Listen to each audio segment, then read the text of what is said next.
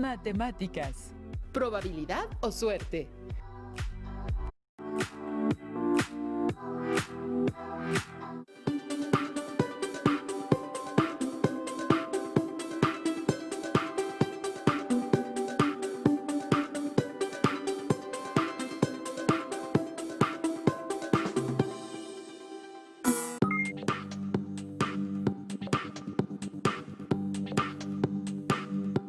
Estimadas alumnas y estimados alumnos de primer grado de secundaria, sean bienvenidas y bienvenidos al modelo de educación a distancia Aprende en Casa 2. Mi nombre es Alejandro Sandoval Santana y yo soy profesor de matemáticas, al igual que mi colega Juan Carlos Martínez Cortés. Gracias, profesor Alejandro. Me siento contento de compartir esta sesión con ustedes y de brindarles momentos de encuentro con las matemáticas que para nosotros son interesantes. En esta sesión comenzaremos el estudio de una de las ramas de la matemática, la probabilidad. El estudio de esta nos ayudará a comprender y explicar diversos fenómenos de nuestro mundo natural y social. Esto al construir modelos, desarrollar procedimientos para calcular y estimar probabilidades y resolver problemas diversos donde interviene el azar o hay incertidumbre. Sin lugar a dudas, todos los días los modelos probabilísticos nos han favorecido en la toma de decisiones ante situaciones de riesgo, como pronosticar el número de huracanes que habrá en cierta época del año o en el estudio de la propagación de epidemias en el ámbito de la salud pública como lo que estamos viviendo. La probabilidad está presente en nuestro día a día, en muchos contextos. Por ejemplo, el diagnóstico médico, los resultados de algún torneo deportivo o al efectuar una inversión. ¿Ustedes por qué consideran que es importante el estudio de la probabilidad? ¿Ante qué situación en las que intervenga el azar se han enfrentado ustedes o sus familiares? En esta sesión construiremos argumentos para responder esta y muchas otras preguntas que seguramente tienen acerca de la probabilidad. Y dada su importancia en la cotidianidad, en esta sesión concentraremos nuestra atención en el análisis de situaciones en las cuales podemos realizar un registro de datos por medio de la observación y analizaremos qué tan probable es que sucedan. Alumnas y alumnos, prepárense. El material que necesitamos será el siguiente: cuaderno de la asignatura o, en su defecto, hojas reutilizables, lápiz o pluma para escribir, goma y su libro de textos de la asignatura de matemáticas. En caso de que no cuenten con él, recuerden que tienen la opción de consultarlo en la página de la Comisión Nacional de Libros de Texto Gratuitos. En caso de tener discapacidad visual, preparen hojas Ledger, punzón y regletas. Iniciamos. Ya han trabajado con probabilidades en grados anteriores. Seguramente han realizado experimentos y tomado el registro de los resultados obtenidos. Pero no es la única manera de trabajar con la probabilidad. Por ejemplo, si una persona que se dedica a vender agua de frutas desea expandir su negocio y ampliar la variedad, para decidir los nuevos sabores puede recurrir a realizar una encuesta, pues es una técnica eficaz para elegir el sabor del agua con el que puede obtener más ventas, ya que está tomando en cuenta la opinión de los clientes. Así es. O por ejemplo, si quieren saber en qué época del año comienzan a florecer ciertas plantas, ya que de eso depende el negocio familiar que consiste en la venta de arreglos florales, en este caso se recurre a la observación. Y si, por ejemplo, voy al carnaval de mi región, donde hay juegos de azar y necesito saber qué tan probable es que al jugar pueda ganar una alcancía, aquí podemos utilizar la experimentación. Por cada uno de los ejemplos mencionados, tendrá oportunidad de profundizar posteriormente, porque recuerden que en esta sesión ahondaremos en la observación como forma de recolectar datos sobre personas, objetos o eventos, con la finalidad de hacer mediciones y anticipaciones. Las anticipaciones se basan en medida de la probabilidad que da un acercamiento a lo que es probable que ocurra o no. Así que les plantearemos algunas situaciones que nos ayudarán en el desarrollo de nuestro tema. Les contaré una anécdota que vivió Julio. Julio es un muchacho que trabaja en una tienda. Todos los días se levanta muy temprano para abrir la tienda y brindar el mejor servicio posible. Uno de los clientes frecuentes, don Ramón, siempre que realiza una compra le deja una propina a Julio. Reflexionemos con las siguientes preguntas. Le sugerimos anotarlas en su cuaderno. Julio desea saber la probabilidad de que don Ramón le dé propina 2 o más veces en una semana. ¿Cómo puede saberlo? ¿Qué tan probable es que en una semana no reciba propina? Lo que podríamos hacer para responder este par de preguntas es una observación. Y por supuesto, registrar la frecuencia con la que don Ramón asistió a la tienda. Analicen la estrategia de Julio. Durante un poco más de un mes, marcó los días en los que asistió a la tienda don Ramón. En esta tabla se realiza el registro de los días en los que don Ramón asiste a la tienda. Todos los miércoles asiste, mientras que los jueves y los sábados no lo hace. Para responder a las preguntas, utilizaremos un segmento que nos ayudará a visualizar la información. Observen que a la izquierda está anotada la frase "es imposible", que equivale a decir que no sucederá. Y del lado derecho, la frase "es seguro", a lo que sería igual a decir indudablemente que va a suceder. Respondamos entonces la pregunta 1. ¿Cómo puede saber Julio qué probabilidad hay de que don Ramón le dé propina 2 o más veces en una semana? Observen nuestros datos. Como se darán cuenta, solamente hubo una semana en la que don Ramón asistió únicamente un día. De ahí en fuera asistió 3 o 4 veces a la tienda en una semana. Por lo que de acuerdo al segmento, ubicamos la probabilidad muy cerca de "es seguro", ya que generalmente don Ramón asiste a la tienda más de 2 veces a la semana. Coincido contigo, profesor, ya que don Ramón asiste muy seguido a comprar. Como ya lo señalaste, solo hubo una semana en la que no fue así. Ahora respondamos la siguiente pregunta. ¿Qué tan probable es que en una semana Julio no reciba propina? El que reciba propina depende que don Ramón asista o no a la tienda. Y podemos observar en el registro que no hay semana en la que no falte. Por lo que yo optaría por ubicar la respuesta en este punto de la recta. Como pueden observar, la flecha no señala exactamente el extremo izquierdo, donde está la frase "es imposible".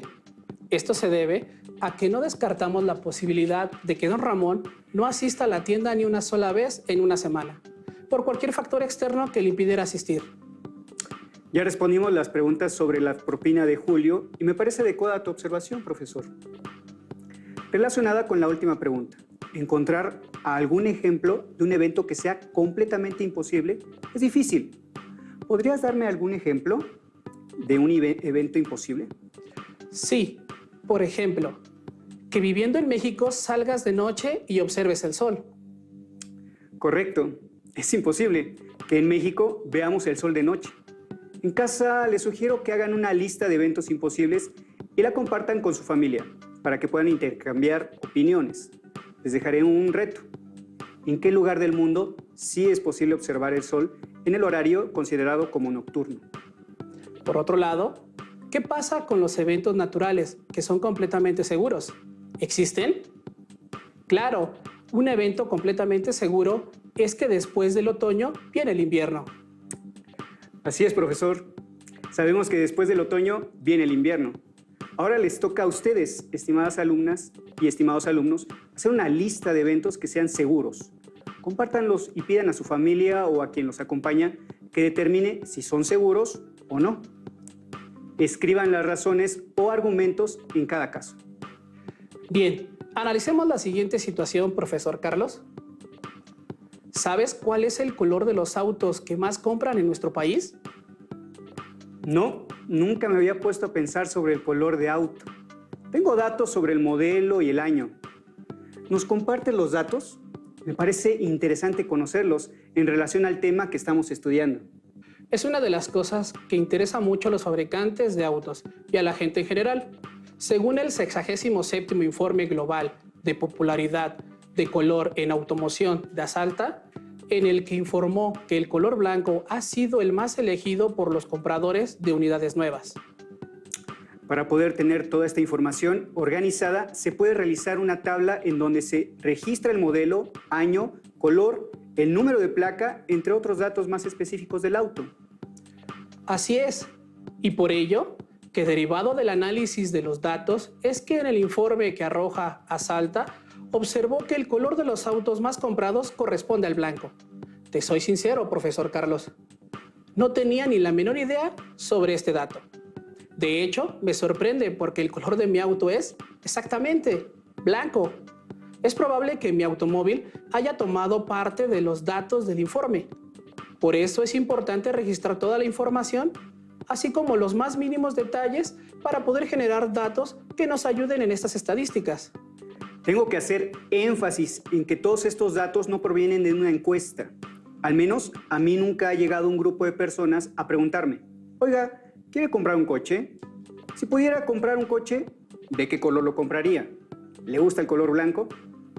Estos datos tampoco se obtuvieron de un experimento. ¿Se imaginan a un grupo de científicos colocando varios automóviles de diferente color, esperando a ver cuál compra la gente? Y repitiendo el experimento todos los días de la semana para ver los colores que la gente compra. Estos datos se obtuvieron a partir de registrar las ventas. Llevar un registro genera datos que nos ayudan. Así es. Por eso la importancia de registrar a detalle cualquier información que nos interese para poder tomar decisiones informadas. Veamos otro ejemplo en donde la observación juega un papel relevante. Pedro vende aguas de sabores en un parque de su colonia. Cada lunes va a surtirse de la fruta y los jarabes necesarios para hacer sus preparados. Para evitar excederse en las compras o bien comprar menos de lo que necesita, decide hacer un registro de las aguas que vende en el día. Observen cómo realizó su registro. Pedro, cada vez que vendía un litro de cierto sabor, colocaba una marca y fue formado grupos de 5 marcas para facilitar su conteo final. Así obtuvo el siguiente registro, donde el agua que más vendió fue la de horchata y la que menos vendió fue la de sandía. Basándose en los datos que registró Pedro, contesten en casa las siguientes preguntas. ¿Qué sabor de agua tiene más probabilidad de vender? ¿Qué sabor de agua tiene menos probabilidad de vender?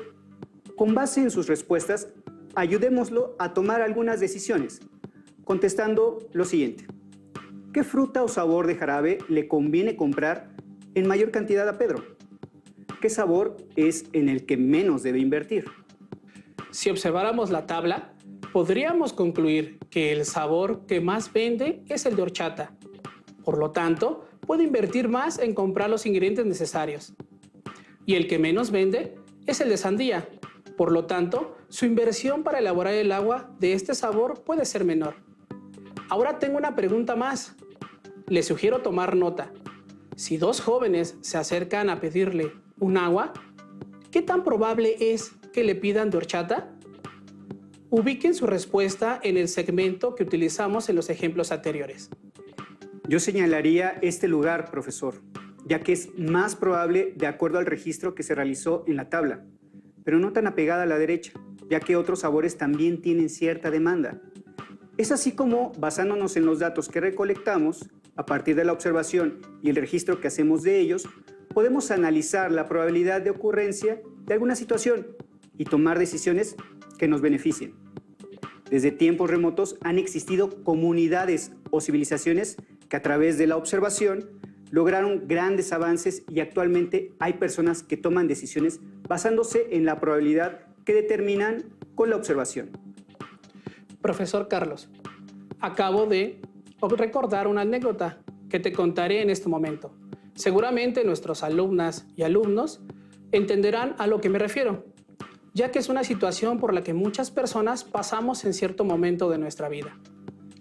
De pequeño, cierto día me disponía a salir para jugar fútbol con mis amigos y justo antes de cruzar la puerta, mi mamá me preguntó con curiosidad, ¿a dónde vas? Yo le dije, a jugar, mamá. Lleva chamarra y paraguas que va a llover, me comentó. En ese momento me asomé un poco para fijar mi atención en las nubes del cielo y no me percaté de ningún elemento que me indicara la cercanía de una llovizna. Sonreí incrédulo y le dije, pero mamá, si no hay nubes, ¿cómo cree usted que va a llover? A lo que ella me respondió, está bien, no te abrigues, pero si te enfermas, no me pidas un caldito de pollo, ¿eh? ¿Y qué cree, profesor? Que llovió, quedé empapado y además me enfermé. ¡Qué increíble! Ella determinó una alta probabilidad de que lloviera y llovió. Dijo que ibas a mojarte y te mojaste. Determinó una alta probabilidad de que te ibas a enfermar y te enfermaste. Y además aseguró que le pediría un caldito de pollo y así fue, profesor. Bueno, Hablemos más a fondo sobre ese tema, ya que detrás de todo lo que te conté hay probabilidad. Profesor Alejandro, retomemos la anécdota que nos cuentas. Me parece interesante y sin lugar a dudas, tu mamá es una buena observadora. Así es, profesor. Ella es buena observando situaciones. Les cuento otra anécdota. Un día, que sí había nubes en el cielo, me puse chamarra y me cargué un paraguas para poder salir, ya que me dije en voz alta, ahora es muy seguro que lloverá. Mi mamá sonrió y me dijo, Alejandro, deja el paraguas para que no lo pierdas. Yo seguí la instrucción. ¿Y qué crees, profesor? Que efectivamente no llovió. Ya no tan sorprendido le pregunté, mamá, ¿cómo le hace usted para saber cuándo va a llover y cuándo no? Ella me contestó, me enseñó tu abuela y a ella le enseñó su mamá, tu bisabuela, y así sucesivamente. Sin lugar a dudas, ese conocimiento ha trascendido a lo largo de los años. Es relevante, por ejemplo, para las personas que se dedican a sembrar, pues permite determinar el mejor momento para llevar a cabo la siembra. Me pregunto, ¿qué elementos tomó en cuenta tu mamá y sus ancestros cuando observaban los fenómenos de la naturaleza? Ustedes, estimadas alumnas y estimados alumnos, ¿qué datos observan para predecir si lloverá o no? Pueden preguntar en su casa y llevar un registro de las respuestas. Es importante que observen que para tener mayor probabilidad de que llueva o no, en sus anticipaciones podemos hacer un registro de varios datos. Profesor, ¿qué le parece si anotamos cada uno de los datos que podríamos tomar en cuenta y así poder registrar lo que vamos recabando? En casa también pueden llevar su registro. Por ejemplo, yo observaría el color de las nubes y el color del cielo. Yo me fijaría en el mes en que llueve y la cantidad de días transcurridos en una estación del año o en un mes determinado. Considero que también centraría mi atención en la trayectoria de las nubes con respecto a la dirección del viento. Muy bien, profesor. Otro aspecto que tomaría en cuenta sería el de observar si hay pájaros o animales alrededor, porque he notado que cuando llueve, ellos se refugian. Excelente. Yo tomaría en cuenta la temperatura y la humedad. Vaya, son bastantes. Podemos observar y analizar. Sería bueno organizarlos para estudiarlos mejor. Probablemente ustedes en casa ya conozcan un método para organizar datos de acuerdo al tipo de información. Si es numérica, es decir, datos cuantitativos, o bien datos cualitativos, que describen características o cualidades a las que no se les puede asignar un valor numérico. Correcto. De este lado, pondré un dato cuantitativo, que sería la cantidad de días transcurridos en una estación del año o en un mes determinado. Yo pondré datos cualitativos aquí, como el color del cielo y las nubes, junto con la fauna. Alumnas y alumnos, ¿cómo organizarían el resto? Registraré la temperatura de este lado, junto con la humedad.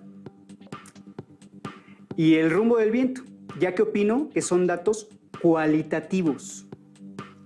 Podría ser, profesor, ya que si no tenemos los instrumentos tecnológicos necesarios que nos permite saber datos cuantitativos, entonces nuestro registro será cualitativo, porque solo podríamos dar una interpretación, como la de mucho, poco, alto y bajo.